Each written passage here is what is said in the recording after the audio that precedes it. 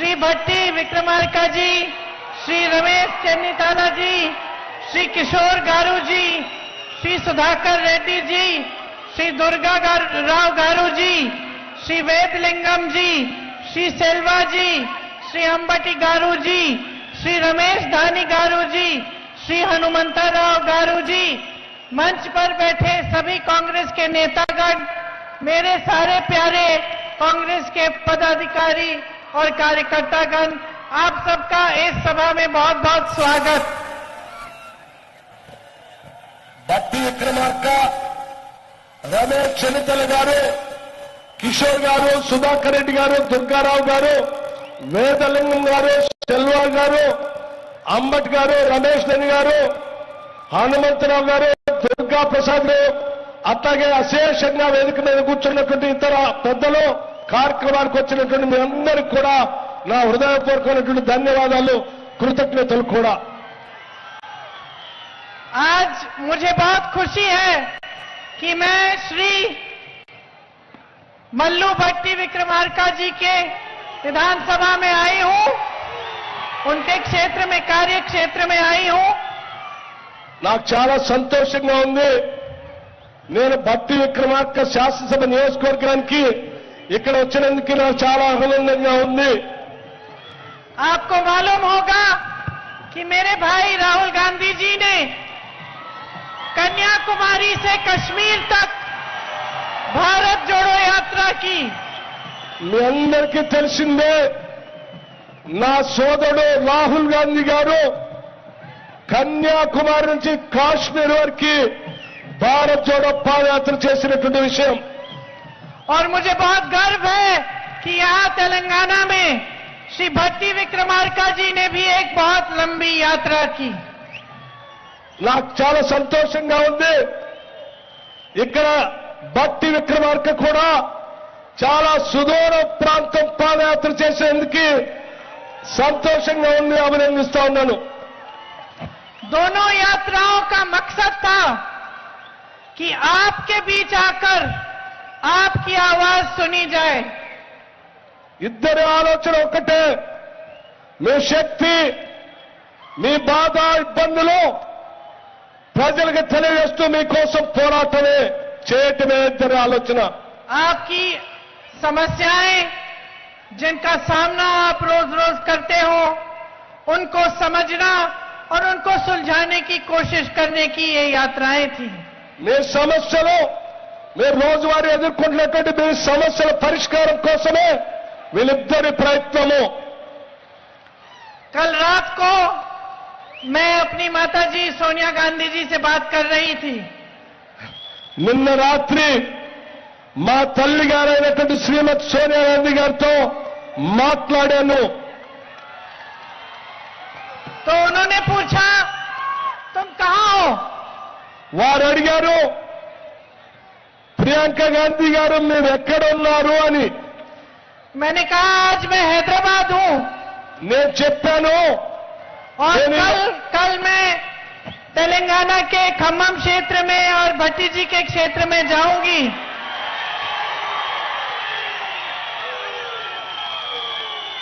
నేను హైదరాబాద్ లో ఉన్నాను, రేపు ఖమ్మం జిల్లా భట్టీ విక్రమార్క శాసనసభ నియోజకవర్గానికి వెళుతున్నాను అని చెప్పాను। तो मेरी माताजी ने मुझसे कहा, तुम्हें याद होगा कि नहीं, लेकिन मुझे याद है कि तेलंगाना के लोगों ने कितना संघर्ष किया अपने प्रदेश को बनाने के लिए। నీకు గుర్తుందో లేదో నాకు తెలియదు, కానీ నాకు బాగా గుర్తు, తెలంగాణ రాష్ట్ర ఏర్పాటు కోసం తెలంగాణ ప్రాంత ప్రజలు ఎంత పోరాటం చేశారో నాకు బాగా తెలుసు। और उन्होंने कहा कि बहुत ऐसी माताएं हैं तेलंगाना में जिनके बेटे शहीद हुए इस प्रदेश को बनाने के लिए। అనేక మంది తల్లులు, వారి బిడ్డలు ఈ తెలంగాణ రాష్ట్ర ఏర్పాటులో త్యాగాలు చేసినటువంటి అమరులైనటువంటి తల్లులు అనేక మంది తెలంగాణలో ఉన్నారు।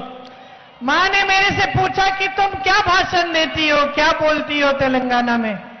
మా అమ్మ అన్నది, మరి తెలంగాణలో వెళ్తా ఉన్నావు, నువ్వు ఏం సందేశం ఇస్తావని అడిగారు నన్ను। तो मैंने कहा मैं सच्चाई की बात करती हूं। నేను చెప్పాను సత్యం గురించే నేను మాట్లాడతాను అని.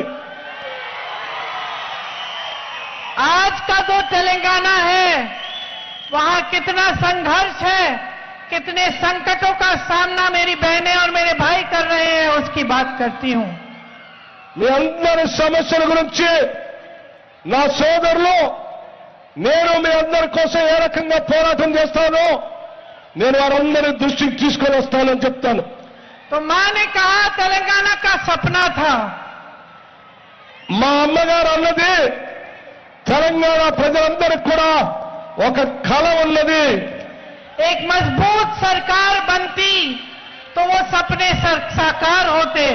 Sorry ma'am. तो मैं कह रही थी कि मेरी माताजी मुझे बता रही थी कि आपका एक सपना था कि एक अच्छी सरकार बने जो आपके लिए काम करके दिखाए, ताकि आपका जो प्रदेश है जिसके लिए आपने खूब आंदोलन किया, संघर्ष किया, वो एक सुंदर और एक खुशहाल और एक मजबूत प्रदेश बन पाए।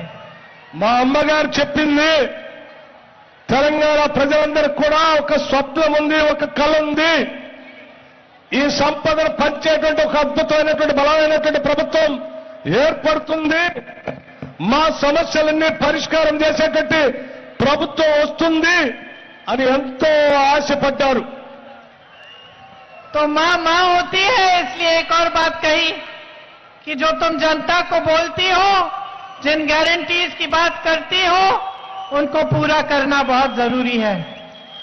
మా అమ్మగారు ఇంకొక మాట కూడా చెప్పారు, ప్రజలందరికీ మీరు 6 గ్యారంటీల గురించి చెప్తా ఉన్నారు, కానీ నేను చాలా స్పష్టంగా చెప్తా ఉన్నాను, ఆ 6 గ్యారంటీల్ని మీరు అమలు చేసేటట్టుగా స్పష్టంగా పనిచేయాలని చెప్పి మా అమ్మగారు చెప్పి పంపించారు.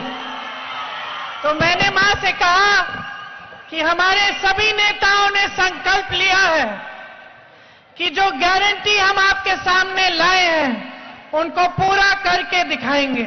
నేను మా అమ్మగారికి చెప్పాను, రాష్ట్రంలో ఉన్నటువంటి నాయకులందరూ కలిసి సమిష్టిగా ఈ గ్యారంటీల మీద నిర్ణయం చేశారు, తప్పనిసరిగా ఆ గ్యారంటీలన్నింటినీ అమలు చేసేటట్టు బాధ్యత తీసుకుంటారు, చేస్తారని కూడా మాటిచ్చాను.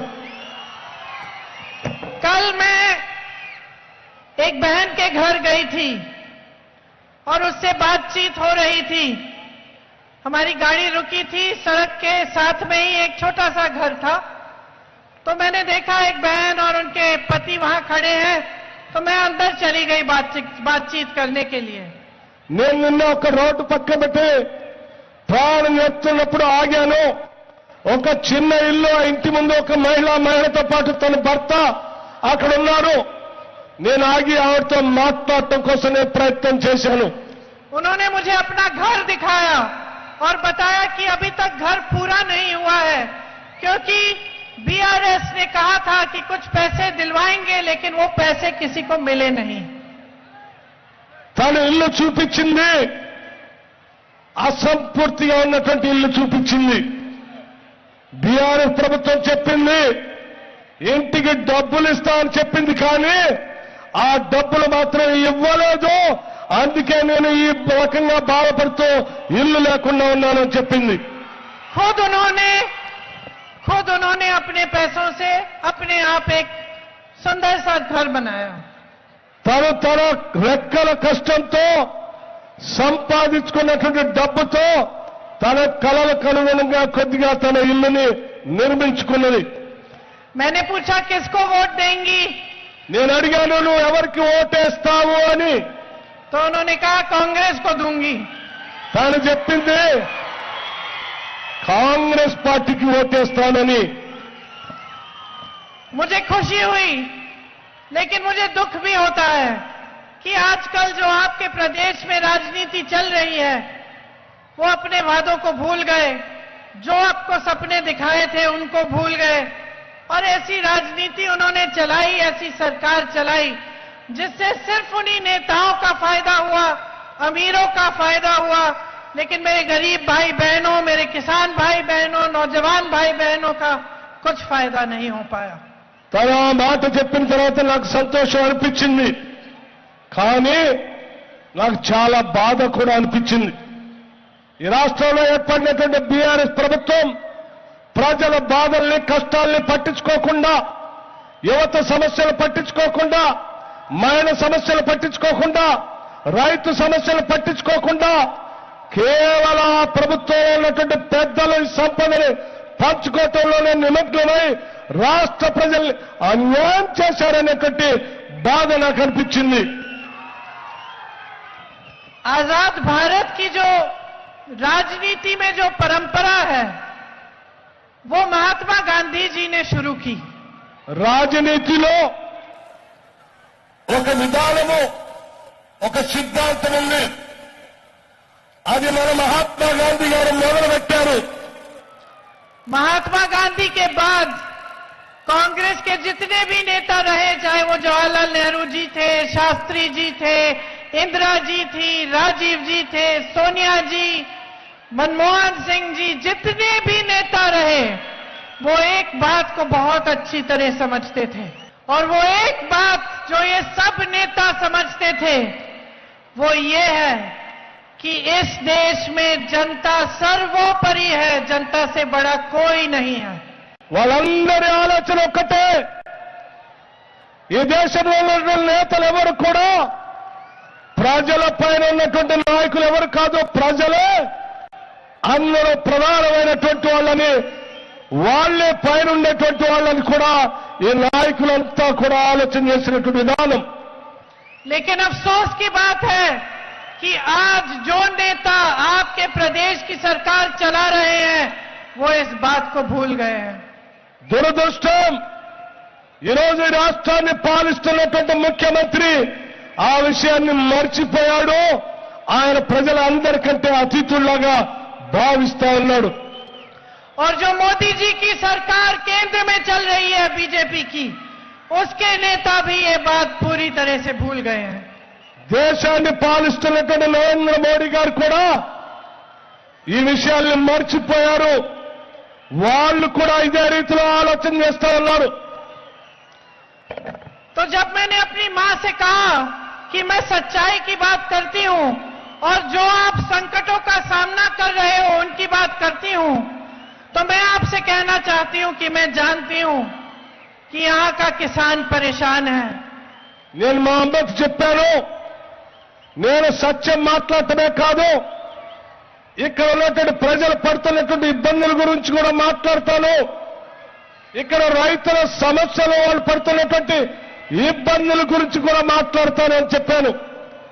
मैं जानती हूं कि आपके कर्ज को माफ करने की बात चलाई थी, लेकिन वो कर्ज माफ कभी नहीं हुए. నాకు బాగా గుర్తుంది, రైతాంగ సోదరుల రుణమాఫీ చేస్తారని చెప్పినటువంటి ఈ ముఖ్యమంత్రి చేయలేదన్న సంగతి నాకు బాగా గుర్తుంది.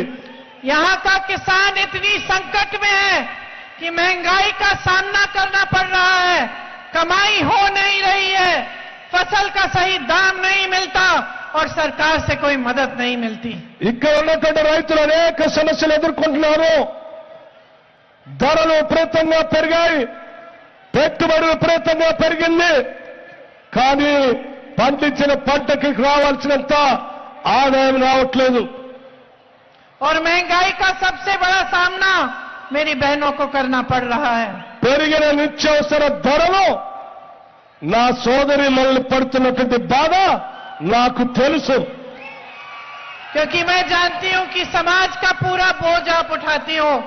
आज आप यहां हो, मेरी बातों को सुनने के लिए आई हो, लेकिन जब घर जाओगी तो घर का काम करने के बिना नहीं सोओगी. मैं जानती हूं. సమాజం యొక్క ఉన్నటువంటి బాధలంతా తల మీద పెట్టుకొని మోస్తా ఉంటారు నా సోదరి మళ్ళు. కానీ ఈరోజు నేను ఇక్కడ మాట్లాడటానికి వస్తే నా మాటలు వినటానికి వచ్చారు, చాలా సంతోషం. ఇన్ని మాటలు విన్న తర్వాత కూడా మీరు ఇళ్ళకి వెళ్ళిన తర్వాత ఆ ఇంటి సమస్యలన్నీ కూడా మిమ్మల్ని వెంటాడుతూ ఉంటే వాటి పరిష్కారం కోసం ఆలోచన చేయకుండా నిద్రపోలేరు మీరు. मैं जानती हूं कि जिस दिन दिहाड़ी की कमाई नहीं आती, जिस दिन के खेती से कमाई नहीं होती, उस दिन आप तब तक नहीं सोती जब तक आपने सबको खिलाया। अगर आपको भूखा सोना पड़े तो आप भूखा सोती हैं।